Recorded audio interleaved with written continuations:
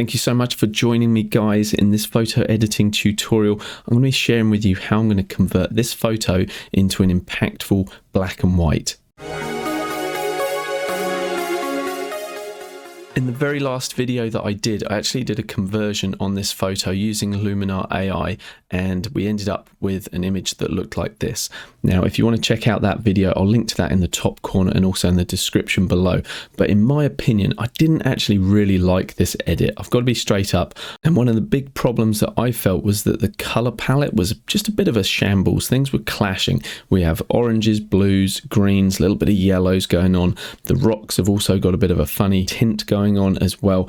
Overall, yeah, a bit of a color clash. So at the end of the video, I suggested that perhaps a black and white conversion would do away with all of those problems and may give us a much more striking image. So in this video, that's what we're going to look at. We're going to see if we can use Luminar AI's really powerful tools and black and white conversion to actually create something that I'm actually pleased with. And the very first thing I'm going to do is show you what not to do when you're converting your photos to black and white. Basically, a simple grayscale conversion is not going to be the best result. If you go for a simple black and white conversion, you're just going to end up with a pretty flat grayscale image, and you're really missing out on an opportunity to create drama and contrast in your photo. So in order to demonstrate this, what I'm going to do is actually create some duplicates of this. So we can have our original untouched photograph, we can have a black and white grayscale conversion, which in my opinion is going to look very flat, and then we're going to see if we can't improve that, and hopefully I can convince you guys of a much better approach to creating impactful black and whites. So what we'd need to do is select our file. This is my original raw file. We can see that from the information panel down here in the bottom right. We can see that this is raw. People do always ask me, does Luminar AI support other files other than raw? I'm like, yes, of course it supports JPEG, TIFF, RAW, all of the common file formats. But anyway, I prefer using raw because we have a greater latitude with our file. There's more information in there, so we can push that file just a little bit further. But anyway, we are going to right click on this and say show in Explorer, and I am actually going to create some copies of this photo. So I'm going to press Ctrl+C on my keyboard, which is a shortcut for copy, and then Ctrl+V to create another one, and Ctrl+V to create one more. And now I've just renamed them black and white, which will be the version that hopefully will improve, and grayscale as well. If we jump back into Luminar, we don't see anything. So the best way I've found to do this is click on another catalog and then just jump back into it, and it will refresh with your new versions in there. So first things first, let's open up the version that we're going to just do a basic black and white conversion to. So if we come into the edit section, and the most simple way to convert to black and white is just to come into the black and white option here, click the convert to black and white button, and we're done. Perfect. Well, looking at this, I hope you'll agree with me that this photo, this conversion to black and white, has a lot to be desired. It's pretty flat looking. If we look at the bottom half of the image, basically all of our tones exist in a sort of mid to dark grey through to black. And then if we look at the top half of the image, pretty much in the cloud area, everything exists from probably almost white through to a mid grey. I think this is a pretty disappointing conversion, and I feel like there's so much more to do. We could bring out so much more interest in the rocks in the foreground. I feel like the water needs to be much brighter and much more inviting, and I also feel like there's so much more drama that could be brought out in the sky as well. If we look at our color version, you can see that there's a lot of interest going on in this sky, and with that basic conversion, we've pretty much just lost all of that. We've thrown it all in the bin. So what else could we do? Well, we could jump into Luminar AI's templates, and if we come down here, we will actually find a monochrome section. So if we open up monochrome, we could come and just start clicking on these and see if we actually like these. So I think soulful is quite nice. If I click on film grain, that's okay as well. Lighthouse isn't bad. And I also like low key. So in a nutshell, any of these monochrome templates that ship with Luminar are a big improvement on just converting it straight to black and white. And you could certainly use these as a good starting point, or you could just say, hey, I'm done with that. I'm really happy with that. But for me, most of the joy of photo editing actually comes not through clicking a button, a preset or whatever. It's actually taking control of the photograph itself. So in this video, I'm going to try and show you guys some tools that you can use to create some better black and whites yourself. But I do want to preface this just by saying you may not like my final result, and that's okay. You don't have to. My aim isn't necessarily to create the best black and white I've ever created, but rather to showcase you guys the tools and the concept of actually creating a better black and white. So let's make a start. The first thing I'm going to do is come straight into the edit section, and I have no preset applied whatsoever. And whereas I'll normally start with the Enhance AI section, because that's a really powerful tool for making some really good global adjustments to your photo, first thing I'm going to do is convert to black and white. What's going on, Anthony? You just said that that wasn't what you needed to do. Well, that's what you need to do just to make a start anyway. Really great thing with convert to black and white is the fact that you can actually control the luminance of the colors. So even though we're in black and white, if you remember, if I toggle this back to color, we've got some orange up here, we've got blue here, and we've got a bluey turquoise going on here. So we could actually control how bright those are through this actual luminance section. So as you know, luminance is pretty much just a fancy word for the brightness of something. So if I start playing with the blue slider, you can see that we make changes in the blues in the sky. If I grab the cyan, most of the cyan exists in the water here, so we're able to brighten that up, but it's pretty minimal in this case. Depending on how saturated the colors are in your photo, these sliders will give you a greater or lesser effect. I'm not too worried about making actual changes here, but normally it's a very good place to start. Actually have a play around with the luminance of the color values and just see what effect you can get. Right, the next step, let's jump into the Enhance AI, and now we're going to grab the Accent AI slider and just see what Luminar suggests. Basically, by cranking this to the right, Luminar's making a lot of adjustments for us and making changes based on its artificial intelligence. So if I take that off and put it back on, I can wiggle this back and forth and kind of get a sense for what Luminar's doing. And I really don't like it 100%, and I rarely do. But I like, as you know, if you've watched my other videos, I always suggest push things to 100%. You're not going to break anything, and at least you get a feel for what this effect does. And then once you know what that look is, you can say, okay, I probably only want to dial in about maybe 20-25% of that look. And then you can move on. Okay, let's jump into the light section now. Now this is a really, really powerful panel, and it can be a little bit daunting, but basically what exists in this panel, if you expand all the options, is basically what you have available to you if you're using Lightroom as a raw editor. Basically, the foundation of Lightroom is this, what is inside this light panel. So one of the reasons I think Luminar AI is just such a good deal is basically you've got a really powerful raw editor built in just into this panel, and then on top of that you've got all of the AI features as well.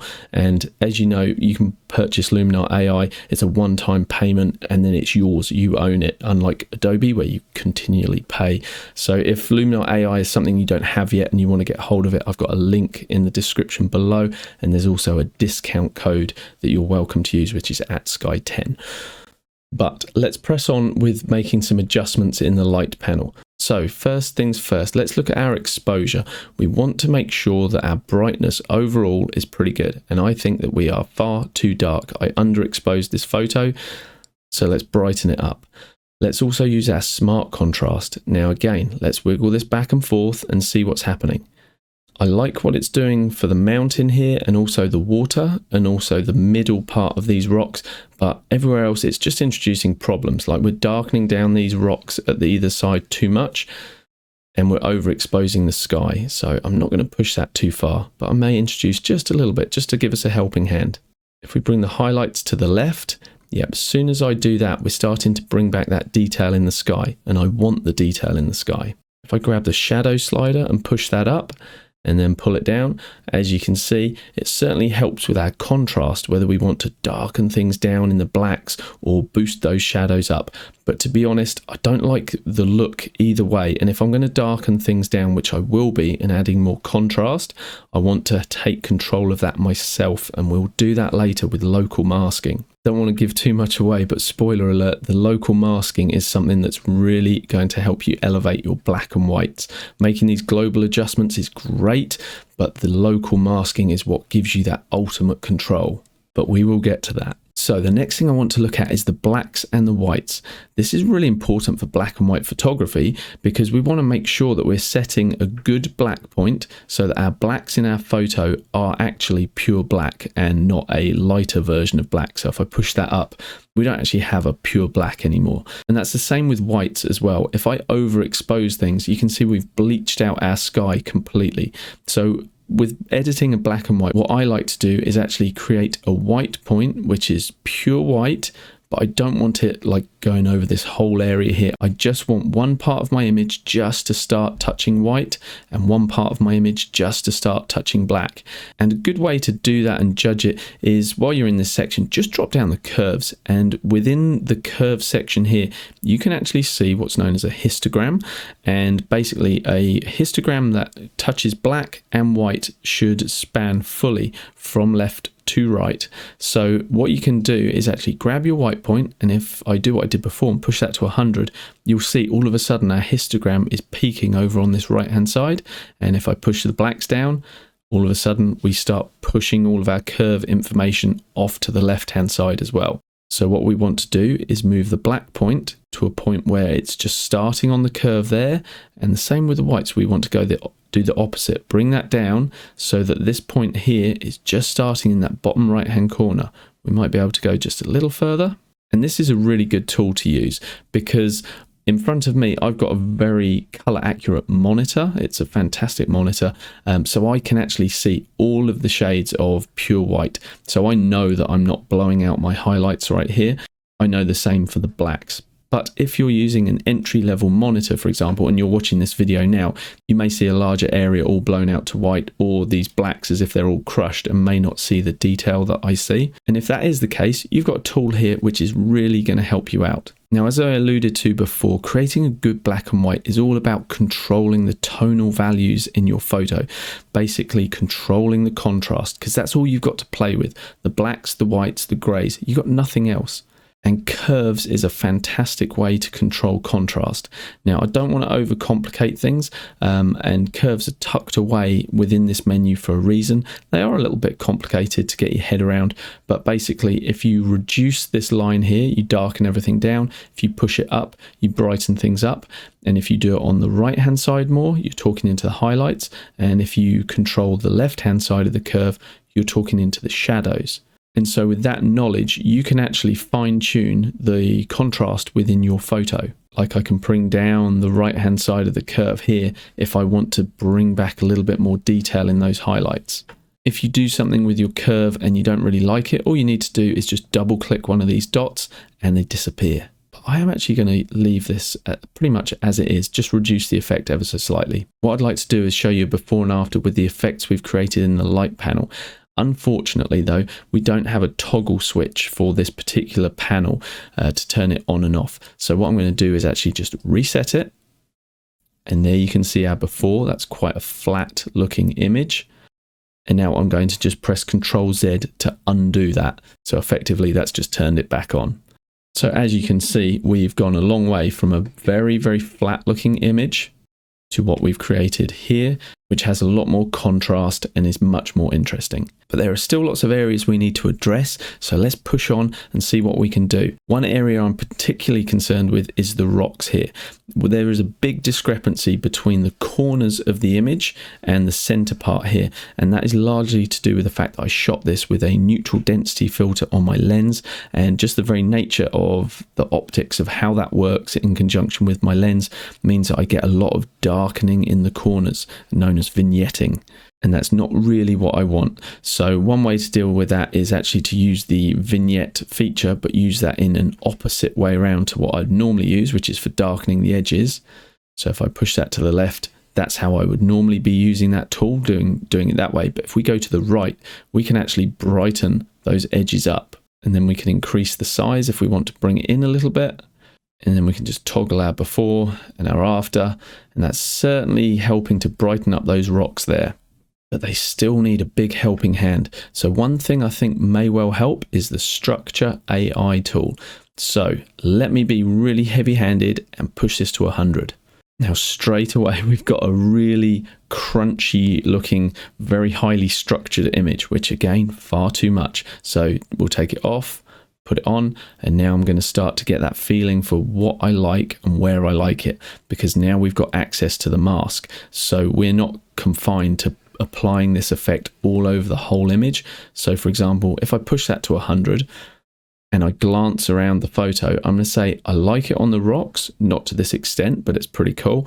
I don't mind it on the mountain in the background here as well, but the one place I don't actually like it is in the sky. I think that it's getting a little bit too aggressive and heavy-handed with these clouds. So if I toggle that off and I toggle it on, yeah, it's just a little bit too much there. So what I'm going to do is actually paint it back in just where I want it. So I'm going to put it around 50%.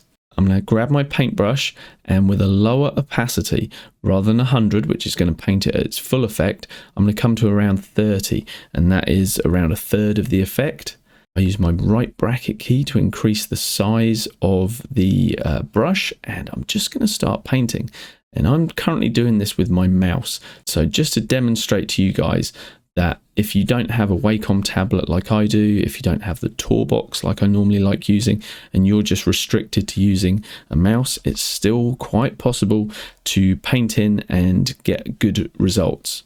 Now, whenever I am painting in, I always use a really large softness number. So I'm up at 100. I really want those edges just to feather off. I would rather have a soft transition from the center of where I'm painting and have it smooth off, rather than coming in and having a hard-edged brush and then trying to really precisely paint around the rocks with a hard-edged brush. That's not what I want to do.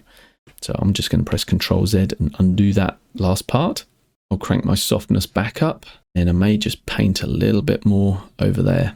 So let's toggle this off and on. So that's off, that's on, and that's certainly helping to enhance those details in the rocks. And if you feel like it's just a little bit too much, we've got the amount slider, which allows us to put more in or take some away. And that's one of the things I like about painting in at around a 50% amount, because that gives you the option after you've painted your mask in to go, oh, do you know what? I want some more of that effect, and you can crank it up, or you can say, you know what? It's a little bit too much, too heavy-handed. Let's ease it back off. Okay, before we go any further, let's look at the details, just because it's right here in this menu. Let's jump in. What I'm going to do is just sharpen the photo, and I'm also going to add a little bit of the large details. So I like to zoom in for dealing with our sharpening so we can see exactly what we're doing. And again, let me put that on 100. And that's doing a nice job of intelligently sharpening that. However, it is also sharpening the noise in this photo. We have options to come in and look at detail masking, but I'm not going to dive into all that in this particular video. So I'm just going to ease that off slightly, put that around 60, and watch the rocks if I grab the large details. If I push that all the way to 100, again, it's pretty ugly doing it that aggressively, but if we just tickle that in with a small amount, say 7, I'll double click to reset and then bring it back up. It's really subtle. But that's just helping to add a little bit of local contrast. So this is off, this is on. I'm happy with that, because what I like with a black and white photo as well is when people look closely at the photo, I like the idea of there being a lot of detail, things to interest the viewer's eye. You may not like it, it may not be your thing, but hey, that option is there. I've shown you that. Now, there are things that I want to look at in the creative section. But before I get there, at this point, I like to break the workflow, the normal workflow, and jump out of the tools section and hop into local masking, because that's going to allow me to actually control the contrast and the overall brightness levels within specific areas of the photo. So at the moment, what I feel like I would like to do is just darken down the sky, particularly at the top, and just help to bring our viewer's eye to this center point here. So a really good piece of information for dealing with black and white photos is that your eye will naturally go to the brightest part of a photo. Second to that, your eye will also go to the areas with the most contrast as well. So therefore, if we have a less contrasty top part of the sky that is also darker, and then we have more contrast around here that's brighter, it's just naturally going to lead our viewer's eye to the center of the frame. I also want to brighten up the water through here. Also, I would like to work on the rocks as well and just bring up a little bit more brightness in the lighter areas of the rocks. So let's dive into the local masks and see what we can do. Local masking may seem daunting, but it's super simple. All you need to do is add a basic mask, And whatever changes you make in here, you can then paint them on exactly where you want them. So for example, if we want to darken down the sky, we're going to work globally so we see exactly what it's doing over the whole picture, but we're not concerned with that because we're going to just paint it in where we want it. I spoke about reducing the contrast. We may bring down the highlights as well, basically flattening out this part of the sky. We could even reduce the structure ever so slightly, and that's going to get rid of some of that local contrast as well. And now I feel like we could even go even darker. And now that's completely destroyed our whole image, but we're not worried because we have the ability to come in and paint that exactly where we want it. So if I click and I paint across here, the pinky red that we see represents the mask. And when I let go, this effect is applied at 31% because that was the opacity at which I painted across there. So if I toggle that off and I toggle it on, we've just darkened down the top of the sky there. When I'm working with skies, what I actually like to do rather than painting in my mask is I like to come to the gradient mask, and that allows me to click and drag down, and I'm going to get a lovely smooth transition from 100% at the top to 0 at the bottom. The problem I've got at the moment is this little anomaly here where I pre-painted that. So I'm actually just going to come over and I'm going to clear the mask that I was working with. And now I've got a new gradient mask that I can just apply, and I've got a much smoother transition. Now I may not want that to come all the way over the whole sky. I may want it just to sort of feather out there. Now let's toggle that off and toggle that back on. And by darkening that area down, I really feel like we're holding the viewer's attention more in the center of the frame. Now let's see what we can do with this bottom half of the photo, which, as I said when we first started looking at it, basically has tones that exist from a mid-grey just through to black. And that's not particularly dynamic. So let's add a new basic mask and we'll have a play around with these sliders just to see if we can't improve this bottom half. Okay, I'm going to leave the structure out of this one, and if I want to enhance any more structure in the rocks, I can do that separately. But at the moment, what I want to do is just brighten up this area through here. I still have a lot of issues on the right and the left of the frame where it's much darker, but I'll deal with that separately. So for now, what I can do is actually just grab another gradient mask, and this time I'm going to pull it up from the bottom to the center of the frame. And just like that, we've brightened up this bottom half. I may even start bringing this up a little higher just so that we have more of that brightening effect going on higher up, because anything under this line here is applying these settings on the right at 100%, then we're feathering off to 50 and 0%. So between the two outer lines, that is our zone of transition, basically from full effect down here to no effect up here. So the discrepancy we have from the darker rocks here and the brighter ones in the middle, that does really bug me. So I've got two options. I either brighten these rocks out on the side, or I darken the rocks in the middle. And in this case, just so we have a nice bit of contrast between the rocks then going to the brighter water, I'm actually going to darken these rocks down. So let's add a new basic mask, and let's bring the highlights down, and let's bring the exposure down as well. Let's be quite heavy-handed with that. And if we play with the contrast, how does that affect things? Yeah, let's add a little bit of contrast in as well, just so we keep a bit of local contrast going on. And now I'm just going to paint this in this time. I'm going to work at 31%, and basically I'm just going, that's no magic number, by the way, the 31%. I could be doing that at 20%, 25%. All that is important is basically the fact that you're able to build the effect up by subsequent layering of painting. And there we go. Let's have a look at our before and our after. And I quite like that.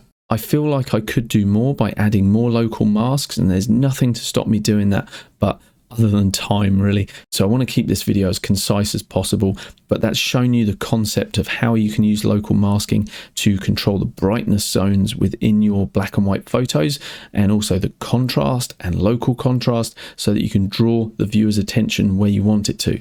So if we look at our grayscale conversion that we did originally, can you see how flat and dull that is? That was just basically taking all the color out of the photo, and then we compare it to what we're working on now. We've got so much more drama and impact with the brightness values that we have going on. So the grayscale conversion and our conversion. I'm going to jump back into the tools and just look at our creative section really quickly. And I think all I'm going to do to finish this off is maybe just add, or at least try adding a little bit of the mystical filter and toggle that off and on. And that's quite nice for just adding a little more contrast as well. The dramatic tool is also really good for black and white. I think I've already gone far enough with the drama in this photo, but you can see as I play with this slider back and forth, we've got options just to increase the drama in the scene as well. So maybe I'll just tickle in a little bit of that. And if you're a fan of film grain in black and white photos, you can always do that. And you've also got the option to tone your photo. Even though it's a black and white, what we could do is crank the saturation up in the shadows and potentially, let's say, turn that into a nice cool blue. And so now you've got a blue toned photo. And you can also do a complementary toning. So we've got blues in the shadows. So the opposite of blue in terms of complementary colors would be the oranges. So now we can just add a little bit of orange into the highlights. We can change the balance so that we either have more in the highlights or more in the shadows. And we may want to bring the saturation of the shadows up just a little bit, just so that you can actually see that effect a little stronger. And so I'll turn that off. So that's our black and white, and turn on the toning. And there you go. You can add toning to your black and whites if that's something that you want to do. So as we compare our original with our color and our black and white versions, please guys, if this has been helpful to you, give me a thumbs up and consider subscribing if you'd like to learn more about Luminar and photo editing in general. And the big question I have for you is, which photo edit do you prefer? Do you prefer the color or do you prefer the black and white? Color or black and white? Let me know in the comments. I'd love to know your opinion of which you prefer. Thanks so much guys. Cheers for watching, and I'll see you in the next video.